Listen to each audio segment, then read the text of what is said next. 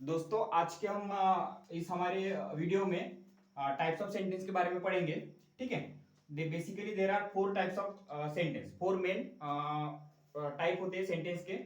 सबसे पहला टाइप होता है असर्टिव सेंटेंस। ठीक है, असर्टिव सेंटेंस को हम स्टेटमेंट बोलते हैं। दूसरा टाइप होता है इंपेरेटिव सेंटेंस। इंपेरेटिव सेंटेंस को हम कमांड बोलते हैं। तीसरा टाइप होता है इंट्रागेटिव सेंटेंस, उसी को हम क्वेश्चन बोलते हैं। ठीक है, और लास्ट टाइप होता है एक्सक्लेमेटरी सेंटेंस, उसी को हम एक्सक्लेमेशन बोलते हैं। तो हम आज की इस वीडियो में असर्टिव सेंटेंस और इंपेरेटिव सेंटेंस के बारे में पढ़ेंगे, और जो हमारा अगला आने वाला वीडियो होगा उसमें हम इंट्रागेटिव और एक्सक्लेमेटरी सेंटेंस के बारे में पूरे डिटेल में पढ़ेंगे। ठीक है, तो हम स्टार्ट करते हैं। तो आज मैं आपको असर्टिव सेंटेंस और इंपेरेटिव सेंटेंस के बारे में पूरा बताऊंगा। ये फिलहाल के लिए मैं मिटा देता हूं। हाँ, तो सबसे पहले हम स्टार्ट करते हैं असर्टिव सेंटेंस। असर्टिव सेंटेंस का अगर हम जनरल स्ट्रक्चर देखें तो वो होता है subject plus verb plus object और कॉम्प्लीमेंट। ठीक है, ये उसका जनरल स्ट्रक्चर होता है।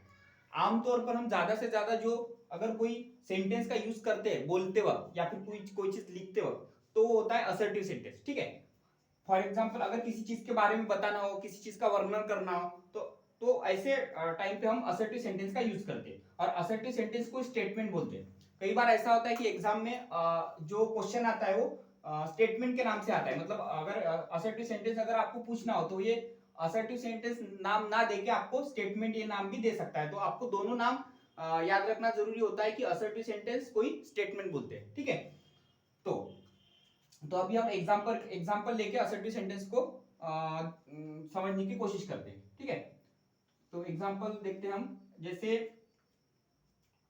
अगर मैं बोलूं कि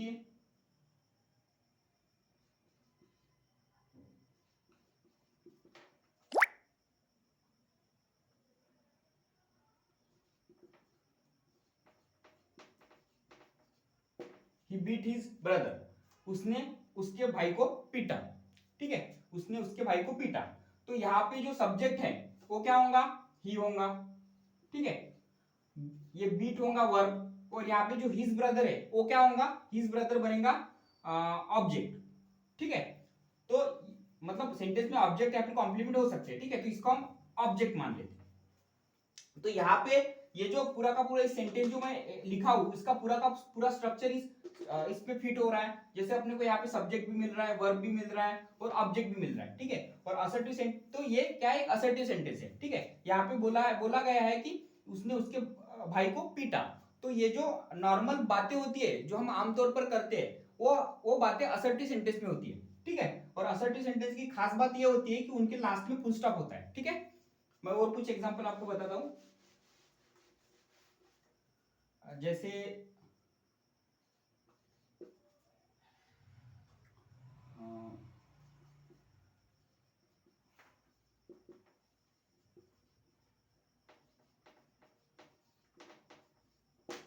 आई एट ऑल द मैंगोज, मैंने जितने भी आम थे पूरे खा लिए।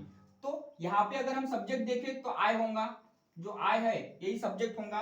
उसके बाद में एट वर्ब होगा और ये पूरा का पूरा ऑब्जेक्ट बनेगा। ठीक है, तो यहाँ पे भी असर्टिव सेंटेंस है। ठीक है, क्योंकि ये भी कुछ क्रिया जो हमने की है उसके बारे में बता रहा है, और उसके लास्ट में भी फुल स्टॉप है। तो ये भी क्या होगा? असर्टिव सेंटेंस होगा, क्योंकि लास्ट में आया है सब्जेक्ट, उसके बाद में आया वर्ब, और एट लास्ट मतलब सॉरी, पहले आया सब्जेक्ट, फिर आया है वर्ब और लास्ट में आया है ऑब्जेक्ट। तो ये एक असर्टिव सेंटेंस का उदाहरण है। ठीक है, तो असर्टिव सेंटेंस को स्टेटमेंट बोलते हैं, ये बात आपको याद रखनी है। और असर्टिव सेंटेंस हम आमतौर पर ज्यादा यूज करते हैं बोलते हो। ठीक है, अगर किसी चीज का वर्णन करना हो, किसी चीज के बारे में बताना हो, ठीक है, तो ये सब चीजें हम असर्टिव सेंटेंस में करते हैं। और दूसरी एक बात आपको याद रखनी है कि असर्टिव सेंटेंस के लास्ट में होता है फुल स्टॉप। ठीक है, जो कि अगर हम इंटरोगेटिव सेंटेंस देखें जिसको हम क्वेश्चन बोलते हैं, या फिर एक्सक्लेमेटरी सेंटेंस देखें, ठीक है, उनके लास्ट में एक्सक्लेमेशन का साइन आता है, और इंटरोगेटिव सेंटेंस के लास्ट में क्वेश्चन मार्क आता है। ठीक है, तो ये भी एक तरीका होता है सेंटेंस को पहचानने का कि कौन सा सेंटेंस कौन से टाइप का है। ठीक है, हाँ। तो आई होप कि आपको असर्टिव सेंटेंस के बारे में थोड़ा आइडिया आ गया होगा। अभी हम इंपेरेटिव सेंटेंस के बारे में पढ़ते हैं।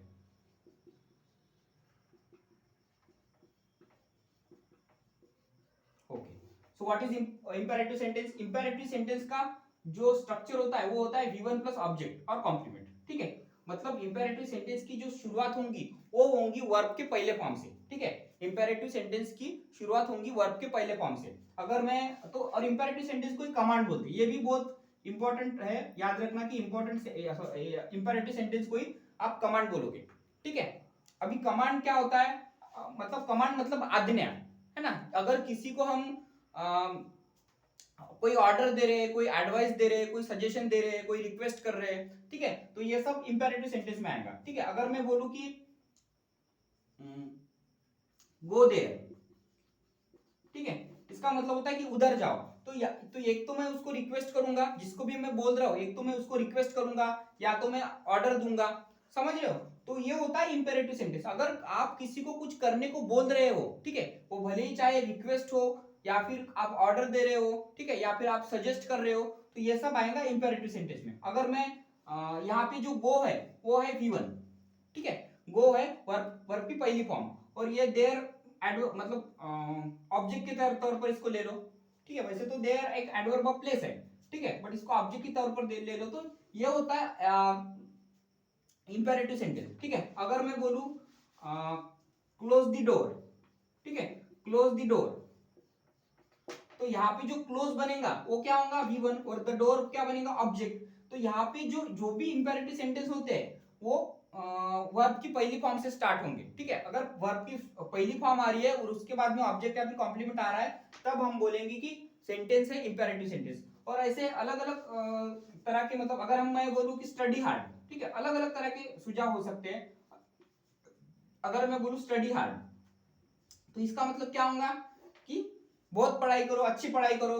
तो ये मैं सुझाव दे रहा हूं, ये मैं ऑर्डर नहीं दे रहा हूं, ये मैं सुझाव दे रहा हूं, ठीक है। लेकिन फिर भी ये इंपेरेटिव सेंटेंस है। इंपेरेटिव सेंटेंस क्यों है, क्योंकि इसमें V1 से इसकी शुरुआत हो रही है, ठीक है। तो ये होती है इंपेरेटिव सेंटेंस, और इंपेरेटिव सेंटेंस के लास्ट में भी फुल स्टॉप आता है, ठीक है। जैसे असर्टिव सेंटेंस और इंपेरेटिव सेंटेंस के लास्ट में फुल स्टॉप आता है, ठीक है। ये बात आपको याद रखनी है। आप इंपेरेटिव सेंटेंस को पहचानोगे कैसे, कि इंपेरेटिव सेंटेंस की शुरुआत होती है वर्ब के पहले फॉर्म से। ये आसान तरीका है इंपेरेटिव सेंटेंस को समझने का, ठीक है। तो आई होप कि इंपेरेटिव सेंटेंस और असर्टिव सेंटेंस के बारे में आपको आइडिया आ गया होगा, ठीक है।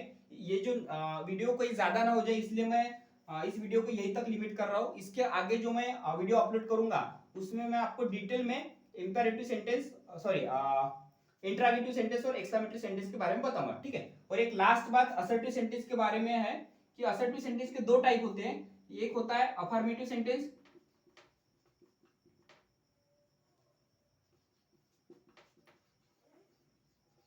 और दूसरा होता है निगेटिव सेंटेंस, ठीक है।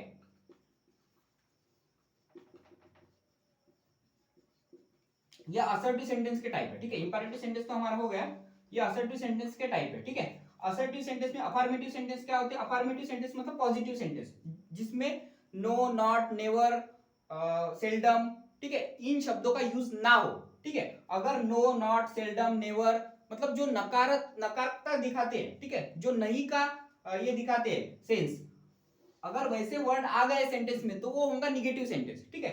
और अगर नो, नॉट, नेवर नहीं ऐसा मतलब ऐसे शब्द ना आए तो हम अफर्मेटिव सेंटेंस, तो वो होगा अफर्मेटिव सेंटेंस, जिसको हम पॉजिटिव सेंटेंस भी बोल सकते हैं, ठीक है।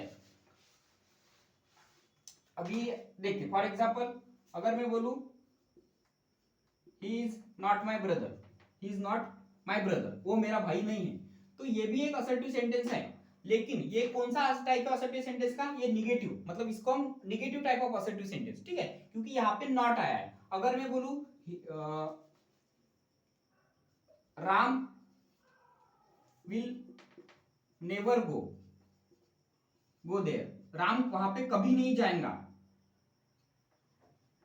तो यहाँ पे नेवर, ये जो नेवर आया है वो नकारात्मक मतलब नहीं का ये देता है, सेंस देता है, इसीलिए ये एक निगेटिव सेंटेंस है। और अगर मैं बोलूं कि अगर ही इज माय ब्रदर, ठीक है, ही इज माय ब्रदर, तो यहाँ पे नो, नॉट, नेवर ऐसा कुछ भी यूज नहीं हुआ है, तो इसीलिए ये क्या है अफर्मेटिव सेंटेंस, और ये क्या है निगेटिव सेंटेंस, ठीक है। उसी तरीके से अगर मैं देखूं अफर्मेटिव सेंटेंस का एग्जांपल कि ही रन्स फास्ट, वो बहुत तेज दौड़ता है, ठीक है। तो यहाँ पे भी ये क्या होगा एक अफर्मेटिव सेंटेंस होगा, क्योंकि यहाँ पे नो, नॉट, नेवर जैसा कुछ भी यूज नहीं हुआ है, ठीक है। तो आई होप कि आपको टाइप्स ऑफ सेंटेंस जो मैंने पहले दो टाइप पढ़ा है, असर्टिव सेंटेंस जिसको हम स्टेटमेंट बोलते हैं और इंपेरेटिव सेंटेंस जिसको हम कमांड बोलते हैं, ये आपको समझ में आ गए होंगे। पेपर में आपको इसके बेस पे क्वेश्चन आता है कभी कभी कि आइडेंटिफाई करो कौन सा टाइप है, ठीक है, तो आपको इससे थोड़ा बहुत आइडिया आ गया होगा, ठीक है। If you like the video please do hit the like button and please subscribe and share as much as you can share, and thank you so much, thanks a lot, thank you।